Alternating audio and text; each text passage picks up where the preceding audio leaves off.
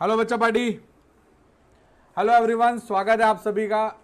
We got a new mic, so because of that mic I believe आप लोगों को अच्छा साउंड आ रहा होगा। तो एक बार फिर से आप सभी का स्वागत है। और आज हम बात कर रहे हैं some important carbon compounds. There was some disturbances in a lecture previously. तो यस, अभी शुरू करते हैं क्योंकि साउंड एक बहुत बड़ा कंसर्न था। मैंने नोटिस किया आप में से बहुत सारे बच्चे बता रहे थे।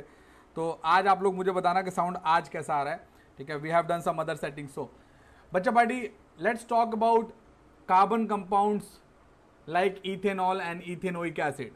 मैं आपको एक चीज़ बताना चाहता हूँ, बहुत ही ज़्यादा इंपॉर्टेंट बात बताना चाहता हूँ कि जो इथेनॉल और इथेनोइक एसिड है, ये दो बहुत ही इंपॉर्टेंट कंपाउंड है ऑर्गेनिक केमिस्ट्री के। बहुत ही ज़्यादा इंपॉर्टेंट कंपाउंड है। दूसरी और सबसे इंपॉर्टेंट बात मैं आप लोगों के साथ शेयर कर रहा हूँ कि हम जितने भी लोग हैं, हम अपनी रूटीन लाइफ में इथेनॉल और इथेनोइक एसिड, मीन्स यहाँ इथेनॉल का मतलब आप पीने वाली शराब मत समझ जाना, ठीक है, कि रूटीन लाइफ में हम इस्तेमाल करते हैं। हम बात यहाँ पर कर रहे हैं अल्कोहल्स की। इन अल्कोहल्स में आप फिनॉल भी ले सकते हो, इथेनॉल भी ले सकते हो, प्रोपेनॉल भी ले सकते हो। बहुत सारे अल्कोहल्स हैं जो हम अपनी रूटीन लाइफ में इस्तेमाल करते हैं। एंड इथेनोइक एसिड इज जैसे विनेगर जिसको आप एसिटिक एसिड बोलते हो, उसी को हम इथेनोइक एसिड के नाम से भी जानते हैं। हर घर में मम्मी कम से कम एक बोतल विनेगर रखती हैं। विनेगर बहुत जगह यूज़ होता है, कई बार बर्तन से स्मेल हटाने के लिए और कई बार खाने में अच्छा टेस्ट लाने के लिए। जैसे चाइनीज़ फूड जो लोग बनाते हैं घर पर ही, या जो चाइनीज़ फूड होता है उसमें जो विनेगर होता है, that is a very great content. उसके बिना अच्छा Chinese food banana is quite difficult. Although मैं यहाँ पे आज आपको खाने की ट्रेनिंग नहीं देने वाला हूँ कि कैसे खाना बनाएं, हम आज केमिस्ट्री की ही बात कर रहे हैं। ठीक है, सो बच्चा party, let's talk about ethanol. Ethanol जिसको हम ऐसे लिखते हैं C2H5OH, ठीक है, इसको इथेनॉल बोलते हैं। कई लोग इसको एथाइल अल्कोहल भी बोलते हैं क्योंकि ये एथाइल ग्रुप के साथ जुड़ा हुआ है, इसलिए इसको एथाइल अल्कोहल भी बोला जाता है। इथेनॉल और एथाइल अल्कोहल। ठीक है बच्चा पार्टी, यहाँ पर कुछ चीज़ें हैं जो आपको याद रखनी है, मैं आपको बता देना चाहता हूँ। प्रॉपर्टीज ऑफ इथेनॉल से रिलेटेड कि जो इथेनॉल है, इसका जो बॉइलिंग पॉइंट है वो नियरली वाटर के आसपास होता है। इसीलिए जो अल्कोहल होता है, अल्कोहल को सेपरेट करना बहुत आसान नहीं होता। अल्कोहल को बनाना बड़ा ही डिफिकल्ट काम है। मैं सच बता रहा हूँ, इसको ऐसे हल्के मत लेना। अल्कोहल को बनाना बहुत डिफिकल्ट काम है। बेसिकली मैं इथेनॉल की बात करूँ, और उसको प्योर करना और भी डिफिकल्ट है। समझ में आ रही है बात? क्यों डिफिकल्ट है? क्योंकि जो इथेनॉल होता है, इथेनॉल और वाटर का बॉइलिंग पॉइंट नियरली सेम होता है, तो इसको हम फ्रैक्शनल डिस्टिलेशन के थ्रू अलग करते हैं। We can separate alcohol via fractional distillation from what? From water. ठीक है बच्चा party, now let's again talk about some very important fundamental things. हम बात कर रहे हैं यहाँ पर कुछ बहुत ही इंपॉर्टेंट बातों की, कि जैसे मान लेते हैं मैं अल्कोहल की बात आपको बताऊँ तो अल्कोहल का सबसे बड़ा प्रॉब्लम होता है जो हम अपने रियल लाइफ में देखते हैं। जो हम पीने वाले अल्कोहल की बात करें तो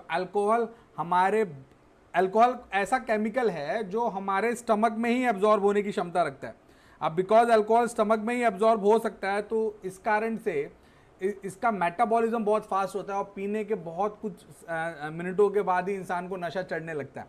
नशा जब चढ़ता है तो सबसे पहले इसका जो इथेनॉल है, इसका मेन इफेक्ट आता है आपके सेरिबेलम पर। सेरिबेलम वो होता है जो आपके बॉडी को एक स्ट्रेट पोस्चर में रखता है, लेकिन जो अल्कोहलिक लोग होते हैं वो चाह कर भी अपना पोस्चर स्ट्रेट नहीं रख पाते, क्योंकि सेरिबेलम जिसको छोटा दिमाग भी कहते हैं, पीछे की तरफ जो रहता है वो अफेक्ट होता है और उस पर अल्कोहल का सीधा सीधा असर पड़ता है, इसीलिए बॉडी सीधी नहीं रह पाती। ये मैं सिर्फ आपके जनरल नॉलेज के लिए बता रहा हूँ। Although alcohol is use in so much of medicine, बहुत सारे कफ सिरप, तो ऐसा कोई भी नहीं होगा जिसमें अल्कोहल ना हो। ऐसा कोई भी कफ सिरप नहीं होगा जिसमें अल्कोहल ना हो। ठीक है, इसीलिए कई बार डॉक्टर्स बोलते हैं कि जब भी आपको खांसी है और अगर आपने दवाई खाई है, खांसी की दवाई आपने खाई है, तो डू नॉट ड्राइव, बिकॉज आप तो दवाई समझ के खाए हो, लेकिन दवाई में अल्कोहल कंटेंट है, तो हो सकता है आपको नींद आ जाए। समझ में? Being a doctor I am telling you this, her doctor बोलता है कि इसको पी के सीधे सो जाना, इसको पी के कुछ काम मत करना, कि गाड़ी आड़ी तो बिल्कुल मत चलाना। ड्राइवर्स को नहीं दी जाती ड्राइवर्स को नहीं दिया जाता खांसी का सिरप, वो भी रात के समय।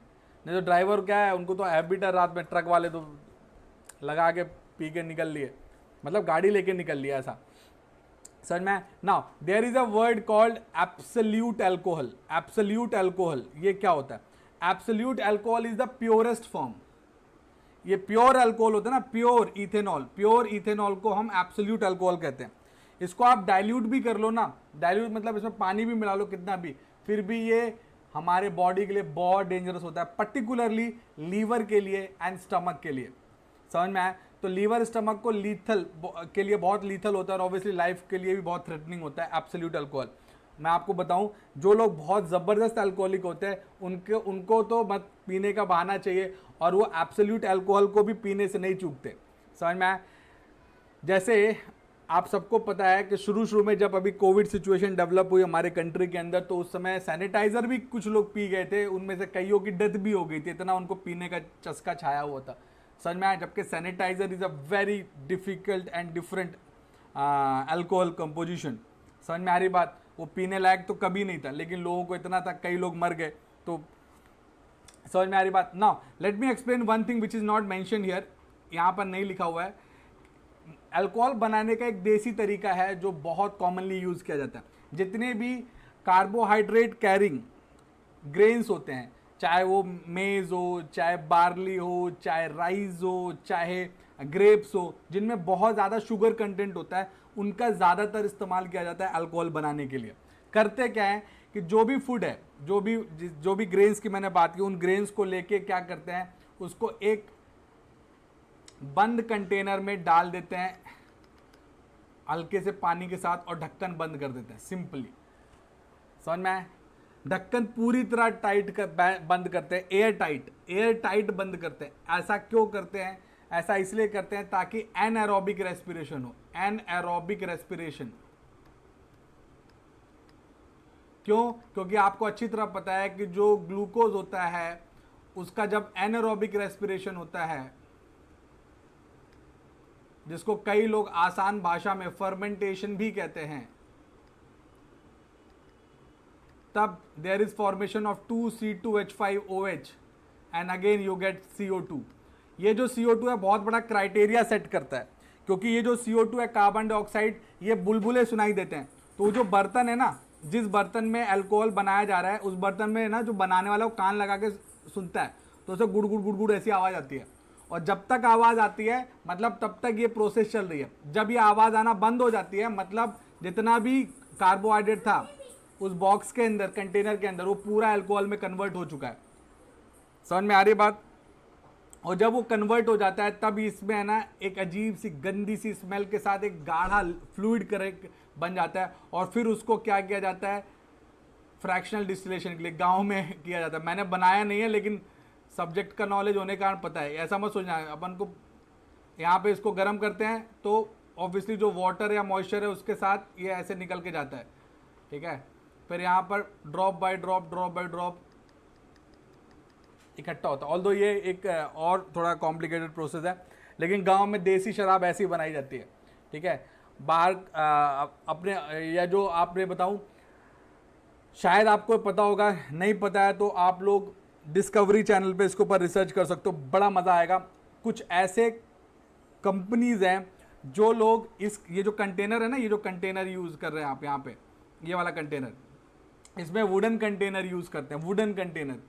और या कुछ लोग कुछ अलग अलग टाइप के कंटेनर यूज़ करते हैं, लोहा वगैरह, आयरन वगैरह यूज़ नहीं करते हैं ना, ये वुडन होता है, और या कुछ कभी कभी क्ले के बने हुए बड़े बड़े पॉट्स होते हैं, तो उसका जो स्मेल होता है वो भी उसमें आ जाता है, समझ में आए। और जो बहुत बड़ी बड़ी कंपनीज होती है, जैसा कि मैंने डिस्कवरी चैनल पर मैंने भी देखा था, तो they use to keep these kind of alcohol for years. जैसे बता रहा था कि एक के बाद 200 साल पुराना अल्कोहल का अभी तक खजाना है, समझ रहे हो। और वो जितना पुराना होता जाता है वो टेस्ट रिच होता जाता है। क्यों टेस्ट रिच? क्योंकि जो वुड है, वुड का जो फ्लूइड है, या वुड का जो भी टेस्ट है, या जो प्रॉपर्टीज़ हैं, या जो नेचर की प्रॉपर्टीज़ हैं, वो भी धीरे धीरे अल्कोहल में ऐड होती जाती हैं। ये मत सोचना कि मैं आपको बता रहा हूँ और भविष्य में आप ऐसा करके अपनी दुकान लगा लो और आगे चल के तुमको लगे वाह अब तो बस हमें पता चल चुका है, अब हम दुकान डाल लेगा और सब कुछ बना लेगा। बात समझ में आ रही है? क्लियर आ रही है बात बच्चा पढ़ी? सबको समझ में? यस?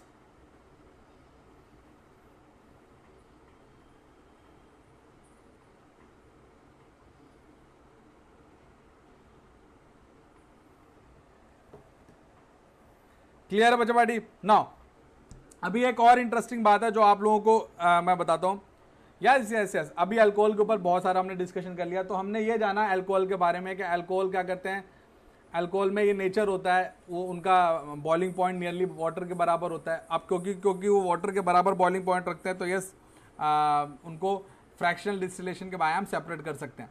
बच्चा पार्टी, अब हम बात करें reactions of alcohol. Reactions of alcohol में देखो, सबसे पहले सोडियम से अल्कोहल एकदम ईजी है, मैं बता रहा हूँ। सोडियम से अल्कोहल करोगे सोडियम इथॉक्साइड, पोटेशियम से रिएक्शन कराओगे तो पोटेशियम इथॉक्साइड, एकदम ईजी है, मैं बता रहा हूँ। एक बार देखो बस, C2H5OH, ये जो H है ना, ये H प्लस बन के रहता है और ये O माइनस बन के रहता है। तो सोडियम जैसे ही आता है ना, तो सोडियम कहता है अय हाइड्रोजन निकल यहाँ से, हमको इसके साथ लगना है। तो हाइड्रोजन बोलता है हम कहाँ जाएगा, वो बोलते हैं जहाँ जाना है जा, मेरे को नहीं मतलब, मैं तो जुड़ गया। तो ये देखो, ये जुड़ गया इसके साथ, और हम इसको जानबूझ के 2 कर देते हैं। क्यों 2 कर देते हैं? ताकि जो 2 H प्लस निकल रहे हैं ना, एक H प्लस और दूसरा H प्लस, वो दोनों मिलके H2 बना के अपना जीवन चला सके। बात समझ में आई? बात समझ में आ रही है बच्चा पार्टी? हाँ, गुड, क्लियर है। Now alcohol reacts with sodium leading to the evolution of hydrogen with ethanol the other products of sodium ethoxide. अरे जो भी तुम जो लेना है, सोडियम हो गया, पोटेशियम हो गया, जिसको तुम ले लोगे उसका इथॉक्साइड बन जाता है। समझ में आई बात? अगर आप यहां पे सोडियम की जगह पोटेशियम लेते तो पोटेशियम इथॉक्साइड बन जाता। क्लियर?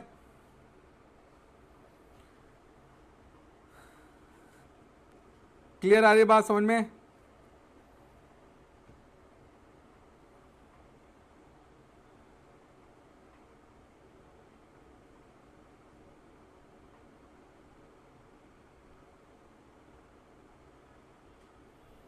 चलिए बच्चा पार्टी, अब हम बात करते हैं, ये तो बात हो गई सोडियम के साथ। अब नेक्स्ट देखो, reaction with unsaturated hydrocarbon. I really believe with नहीं टू गिव अनसैचुरेटेड हाइड्रोकार्बन। मुझे लगता है कि शायद आप लोगों को मैंने ये बात पहले बताई थी, अगर नहीं बताई थी तो आप प्लीज़ एक बार यहाँ देख लीजिए। आप सभी बच्चे यहाँ देखो, मैंने आप लोगों को बताया था, इसको अल्फा बीटा एलिमिनेशन कहते हैं, बट अभी आप अल्फा बीटा एलिमिनेशन मत याद रखो। ये बताओ मैंने क्या लिखा है, CH2OH। यस, ये जो आपको दिखाई दे रहा है, आप यहां पर कंसंट्रेटेड H2SO4 डाल दो बस। अब आपको क्या याद रखना है, कंसंट्रेटेड H2SO4। मैं अभी बता रहा हूं, आप लोग 10th में हो, भविष्य में याद रखो, ये अक्षय कुमार है अपने केमिस्ट्री का।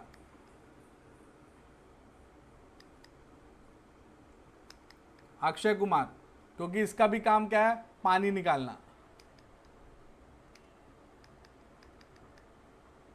भूलना मत, कौन? Concentrated H2SO4 is Akshay Kumar. ये भी पानी निकालता है, अक्षय कुमार भी पानी निकालता है ना। कौन सी मूवी में था ये डायलॉग? अपना तो काम ही है पानी निकालना। ठीक है, तो अब देखो ये निकल गया पानी। तो अगर आप ये पानी निकाल दोगे तो क्या बन जाएगा, CH2 डबल बॉन्ड CH2। समझ में आया? And you will lose H2O।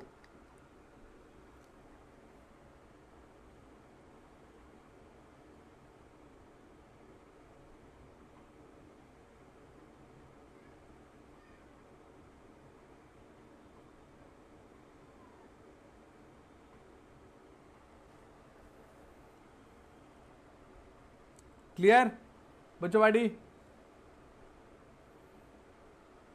चलिए, तो ये हो गया। अब मैं आपको एक और रिएक्शन बता रहा हूं जो आपकी बुक में अभी नहीं दिया, लेकिन भविष्य में आपको मिलने के डेफिनेटली मिलेगी। मैं अभी से बता दे रहा हूं, जिसका नाम है ईस्टरिफिकेशन।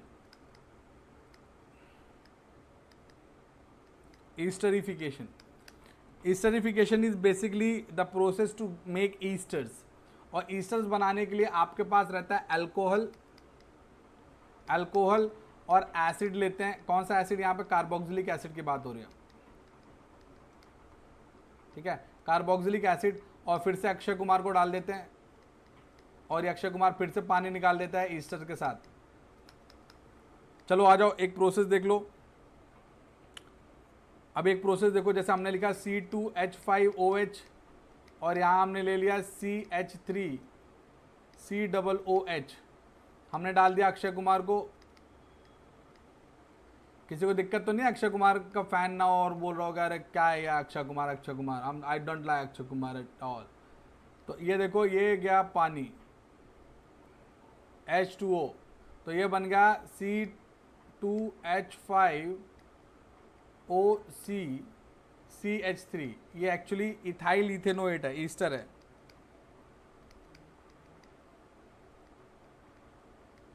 और साथ ही साथ निकल जाता है पानी, समझ में? So this is how you can form esters as well. Done. अरे भेजे में कुछ जा रहा है कि भेजे में कुछ भी पहुंच ही नहीं पा रहा है, सब मिस कॉल हो जा रहा है। डन। सो याद रखना, Akshay Kumar is dehydrating agent, समझ में आया? डिहाइड्रेटिंग एजेंट मतलब डिहाइड्रेट कर देता है, पानी निकाल देता है। क्लियर ना? देखो यहाँ पे लिखा भी है कि देखो यहाँ पे depress the central nervous system, result in lack of coordination, ये सब शराब की चीज़ें बता रहे हैं। ठीक है, मैं आपको एक चीज़ और बता देना चाहता हूँ अल्कोहल के बारे में। Alcohol as a fuel use किया जाता है बहुत ज़्यादा, ना केवल हमारे देश में बल्कि देश विदेश में एज अ फ्यूल यूज़ किया जाता है। ठीक है,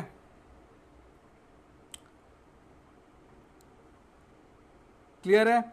और इसका एज अ फ्यूल हम क्यों यूज़ करते हैं? क्योंकि अल्कोहल को जब हम एज एन एडिटिव डालते हैं तो एडिटिव डालने से जो फ्यूल की बर्निंग एफिशिएंसी है वो बहुत ज़्यादा बढ़ जाती है, और जो फ्यूल है उसकी कीमत भी एक्चुअली बढ़ जाती है, पेट्रोल की कीमत भी बढ़ जाती है ऐसा करने से। तो ये बहुत ही ज़्यादा यूज़फुल प्रोडक्ट है। मैं जानबूझ के आपको अल्कोहल के ऊपर थोड़ा डिस्क्रिप्शन इसलिए दिया क्योंकि अल्कोहल एक ऐसा सब्सटेंस है जो आपको डेली लाइफ में दिखेगा। इस साल 10th में आपको हल्का सा इंट्रोडक्शन था जो मैंने आपको क्विक एंड फास्ट फॉरवर्ड बता दिया, लेकिन अगर आप चाहते हो अल्कोहल के ऊपर बड़ा लंबा और detail discussion, guys I am open to discuss that all. So if you want that leave your comment in the comment box, हम जितना चाहे उतना डिस्कशन कर सकते हैं। तो बच्चा पार्टी, आज हमने सिर्फ और सिर्फ अल्कोहल डिस्कस किया। नेक्स्ट लेक्चर में हम इथेनोइक एसिड की बात करेंगे एंड ऑब्वियसली हम इस चैप्टर को ख़त्म कर लेंगे। ठीक है, क्योंकि हमें सोप और डिटर्जेंट के बारे में बात करना है, मिशेल के बारे में बात करना है, and yes this chapter get over. तो थोड़ा सा ही बाकी है। ठीक है, मिलते हैं अगले लेक्चर में, talk and we complete this chapter and again obviously आपको मज़ा आएगा। तो आई रियली बिलीव आपको आज का लेक्चर मज़ा आए। ठीक है, मिलते हैं अगले लेक्चर में बच्चा party. Until then bye guys.